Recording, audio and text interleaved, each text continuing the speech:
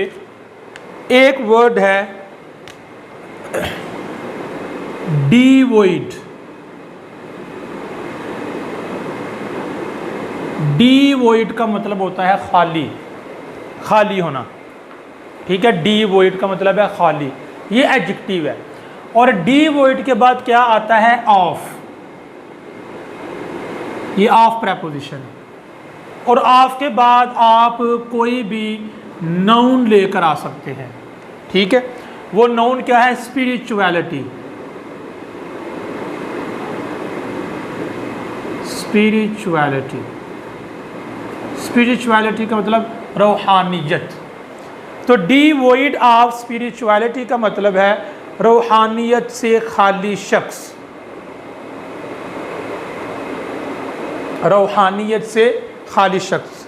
तो हम कह सकते हैं सिंपल प्रेजेंट टेंस में he is devoid of spirituality, कि वो शख्स रूहानियत से खाली है। ठीक है, तो ये आपको एक एग्जांपल दी है। ये एडजेक्टिव है, ये प्रेपोजिशन है और इसके बाद नाउन है। तो ये आप याद कर ले, डिवॉइड ऑफ स्पिरिचुअलिटी। ठीक है, रूहानियत से खाली होना। He is devoid of spirituality, वो शख्स रूहानियत से खाली है। Spirituality. Okay, the next word is full. Full भी एक एडजेक्टिव है। ठीक है, फुल भी क्या है डियर स्टूडेंट्स? ये एक एडजेक्टिव है। और फुल के बाद भी ऑफ आता है। Full of people. ऑफ के बाद ऑफ प्रेपोजिशन है, इसके बाद फिर नाउन आएगा। इधर हम एक वर्ड लिखते हैं पीपल, फुल ऑफ पीपल, लोगों से भरा हुआ। तर्जमा हम कर रहे हैं लोगों से भरा हुआ। तो फुल विद पीपल नहीं होता, फुल ऑफ पीपल होता है। हम कहेंगे द रूम या कहते हैं the hall is full of people, कि जो हॉल है वो लोगों से भरा हुआ है। ठीक है, तो डिवॉइड के बाद ऑफ लेकर आएंगे और फुल के बाद भी ऑफ लेकर आएंगे। Next, mad. मैड, मैड का मतलब होता है पागल, पागल शख्स। अच्छा, इसके साथ यूज होता है मैड विद एंगर, गुस्से से पागल। तो ये मैड के साथ विद यूज होगा। ये वैसे भी एक ईडियम है, मैड विद एंगर, गुस्से से पागल। तो हम कह सकते हैं he is mad with anger, वो शख्स गुस्से से पागल है। ठीक है, तो ये भी एक नाउन है, विद प्रेपोजिशन है। ओके डियर स्टूडेंट,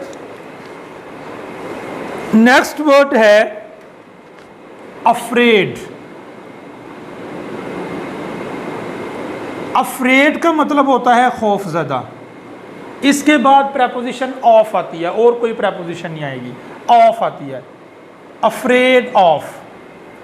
ठीक है, अब जिस चीज़ से कोई शख्स खौफजदा है वो चीज़ हम लिख देंगे। मिसाल के तौर पे he is afraid of killer, वो कातिल से खौफजदा है।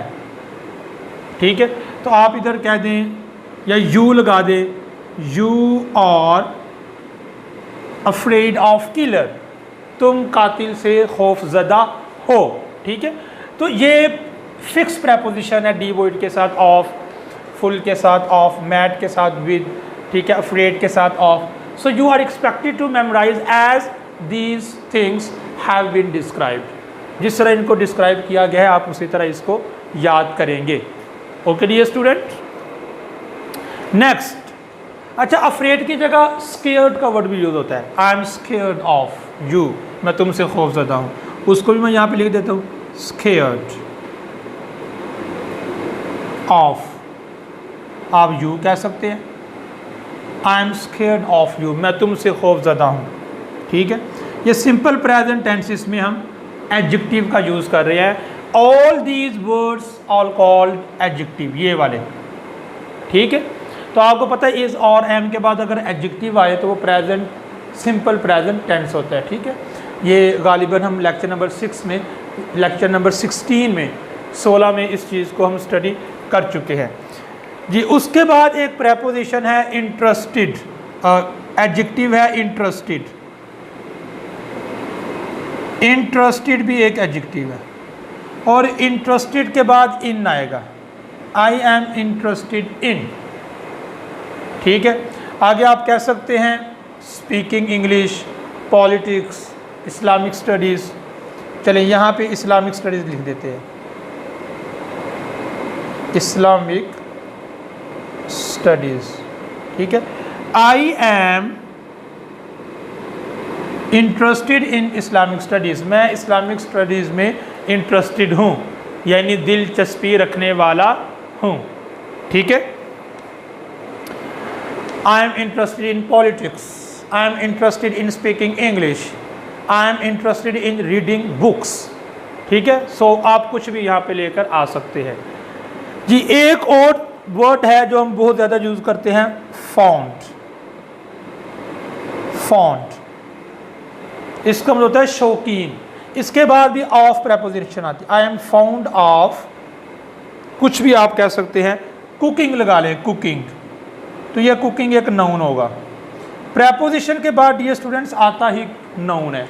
ठीक है, I M found of cooking, मुझे कुकिंग का शौक है। ओके, तो ये सारे के सारे एडजेक्टिव्स बयान किए जा रहे हैं। कौन कौन से? डिवोइड, ये एडजेक्टिव है। डिवोइड ऑफ स्पिरिचुअलिटी, रूहानियत से खाली। फुल ऑफ पीपल, लोगों से फुल, तो फुल भी एडजेक्टिव है। मैड विद एंगर, गुस्से से पागल। अफ्रेड ऑफ किलर, किलर से खौफजदा। स्केर्ड ऑफ यूथ, तुम से खौफजदा। Interested in Islamic studies, Islamic studies में इंटरेस्टेड, दिलचस्पी रखने वाला। फाउंड ऑफ कुकिंग, कुकिंग का शौकीन। ठीक है, तो ये एडजेक्टिव्स हैं जिनके बाद ये प्रेपोजिशन फिक्स है, इनके बाद यही प्रेपोजिशंस आती हैं, और ये सारे के सारे डियर स्टूडेंट्स नाउन्स हैं। These are nouns. उसकी रीज़न ये है कि प्रेपोजिशन के बाद आता ही नाउन है। ठीक है, okay, I am gonna remove it, erase it, इसको मैं इरेज कर रहा हूँ।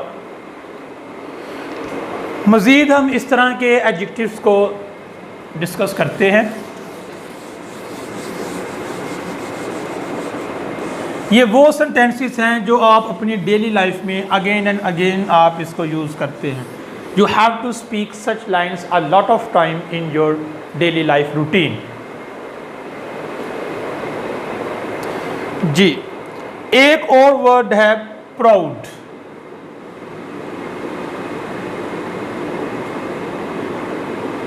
प्राउड, प्राउड का मतलब फ़ख्र। इसके बाद भी ऑफ आता है, I am proud of you, I am proud of you, मुझे तुम पर फ़ख्र है।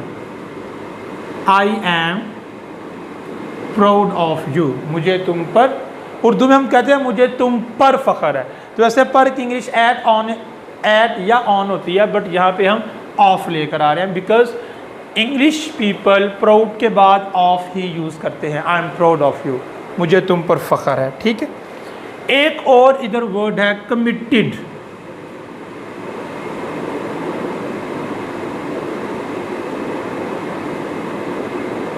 कहते हैं ना कमिटमेंट कर लिया है मैंने। ठीक है, उसी से कमिटेड वर्ड है, और इस कमिटेड का मतलब है पुरअज़म। Committed means पुरअज़म। तो कमिटेड के बाद प्रेपोजिशन आती है टू। कमिटेड के बाद डियर स्टूडेंट्स टू प्रेपोजिशन आती है, और इसके बाद भी नाउन आएगा। आई एम या he is committed to hard working. He, अब कमिटेड के बाद ऑफ नहीं आ सकता। ठीक है, कमिटेड के बाद टू ही आएगा। He is committed to hard working, hard working, वो सख्त मेहनत के लिए पुरअज़म है। The meaning of this line is that वो सख्त मेहनत के लिए पुरअज़म है। ओके, अच्छा, इसी तरह इसी से मिलता जुलता एक वर्ड यूज़ होता है डिटरमिन्ड।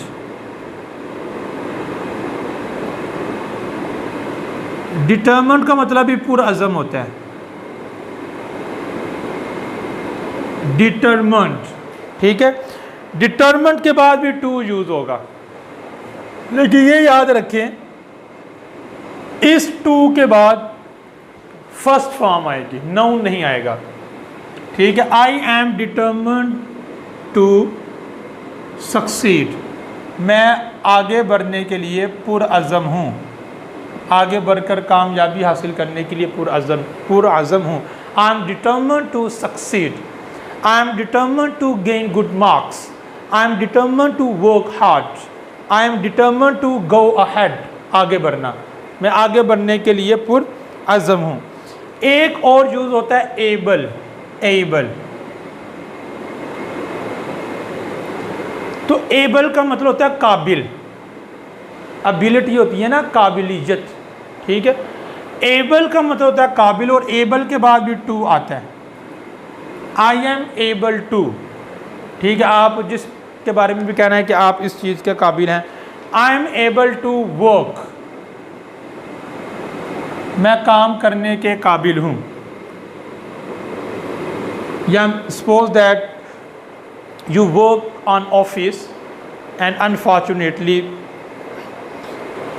आपका एक्सीडेंट हो गया, ठीक है, you struck in traffic and there happened an accident, accident हो गया and you are injured, आप बीमार हो गए हैं। so after recovery, जब आप रिकवर हो चुके होंगे, फिर आप कह सकते हैं now I am able to work, कि अब मैं काम करने के काबिल हूँ, ठीक है। अच्छा, ये आम तौर पे इस तरह भी यूज़ होता है, will be able to, will be able to भी यूज़ होता है, और टू के बाद भी फर्स्ट फॉर्म आएगी। इधर भी टू के बाद फर्स्ट फॉर्म आएगी, इधर भी टू के बाद फर्स्ट फॉर्म है, लेकिन यहाँ पे टू के बाद आईएनजी वाला वर्ड आएगा और वो नाउन कहलाएगा, ठीक है। अच्छा, ये जो एबल है ये इस तरह भी यूज़ होता है, will be able to, will be able to. After doing this course you will be able to speak English, तुम इंग्लिश बोलने के काबिल हो जाओगे। So will be able to का मतलब है डियर स्टूडेंट्स, काबिल हो जाओगे, ठीक है। यू आपने शुरू में जस्ट सब्जेक्ट लगाना है, ये इनफैक्ट फ्यूचर इनडेफिनेट का एक्टिव है, कि सब्जेक्ट है, उसके बाद विल है, उसके बाद वर्ब की फर्स्ट फॉर्म है, ठीक है। You will be able to get success, ठीक है। After hard work you will be able to get success, ठीक है। After completing this course you will be able to speak English language, ठीक है। तो इस तरह ये यूज़ होता है, you will be able to, तुम काबिल हो जाओगे। पहले आपने सब्जेक्ट लगा देना है और टू के बाद आपने फर्स्ट फॉर्म ले आनी है, ठीक है। After attending the classes in a very high school you will be able to get good marks, आप अगर किसी अच्छे स्कूल में क्लासेस अटेंड करते हैं तो फिर आप अच्छे नंबर लेने के काबिल हो जाएंगे। So will be able to get, so these are few words, ठीक है। Proud of, committed to, determined to, able to, will be able to. क्योंकि ये प्रेपोजिशंस हैं और प्रेपोजिशंस फिक्स होती हैं, आप डिटरमिन के बाद ऑफ नहीं लगा सकते, टू ही लगा सकते हैं। एबल के बाद ऑफ नहीं आएगा, टू आएगा।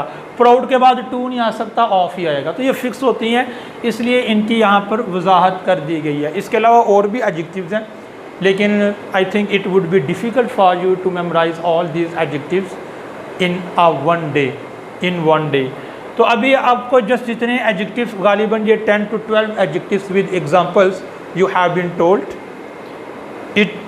these examples have been described in front of you. Just you are expected to memorize all these lines with their understandings. Okay dear students, आज की क्लास के लिए इतना ही काफ़ी है। इसको अच्छी तरह याद कीजिएगा और इसको याद करके इसको राइट डाउन करके, ठीक है, then you are suppose to send me a video after making your video. अपनी वीडियो बनाकर फिर मुझे इससे रिलेटेड सेंड कीजिएगा। ओके डियर स्टूडेंट, आज के लिए इतना ही काफ़ी है। अल्लाह हाफिज़, अस्सलाम वालेकुम।